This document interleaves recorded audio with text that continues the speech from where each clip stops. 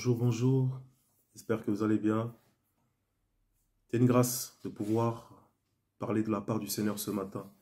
C'est une grâce de pouvoir se lever et de pouvoir vivre encore une journée merveilleuse par la grâce du Seigneur. Je voudrais parler aujourd'hui de Jésus qui intercède en notre faveur.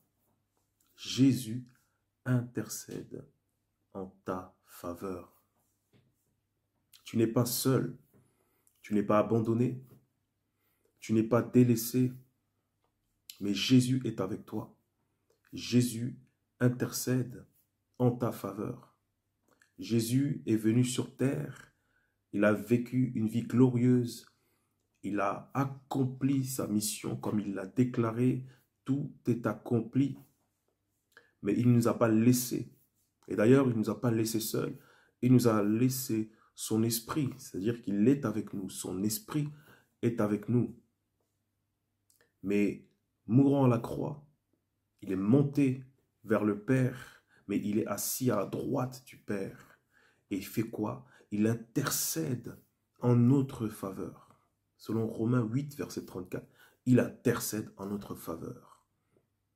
Il est toujours dans une position dans laquelle il nous protège, une position dans laquelle il nous comprend, une position dans laquelle il connaît les circonstances. La Bible dit qu'il est le maître de temps et de circonstances, mais le Seigneur n'est pas le maître de temps et de circonstances seulement pour en être le chef, mais le Seigneur est le maître de temps et de circonstances parce qu'il comprend nos circonstances, il comprend le temps dans lequel nous sommes et il est le plus apte à pouvoir nous protéger, à pouvoir nous secourir, à pouvoir nous garder, à pouvoir parler à notre place, à pouvoir nous défendre.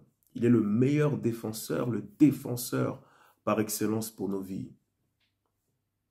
Et son intercession est efficace.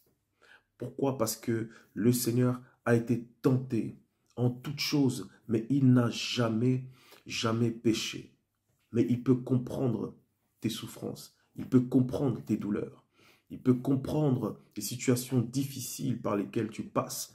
La Bible dit que Jésus-Christ était habitué à la souffrance.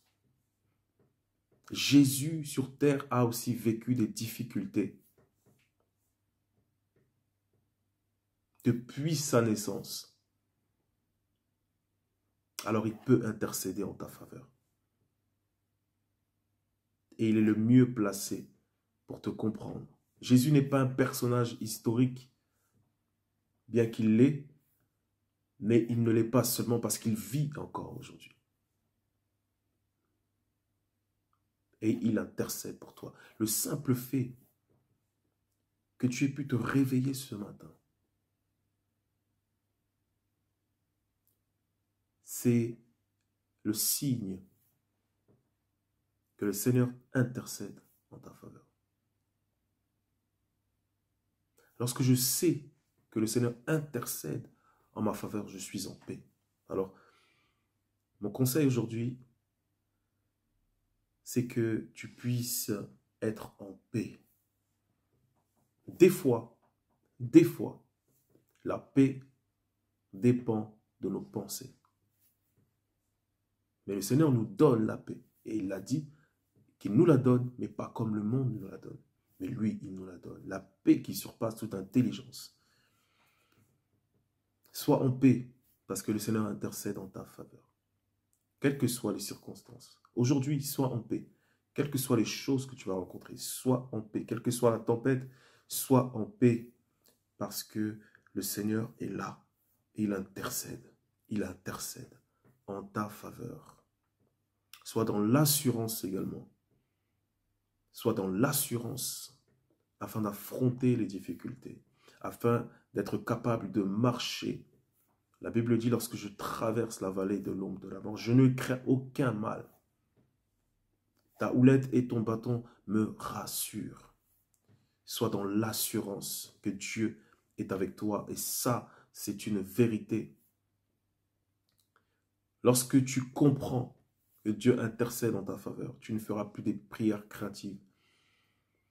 Tu ne prieras plus par peur. Mais au contraire, tu feras une chose. Toi aussi, tu intercéderas pour ton prochain. Que Dieu vous bénisse. Passez une excellente journée avec le Dieu qui intercède en votre faveur. Bonne journée.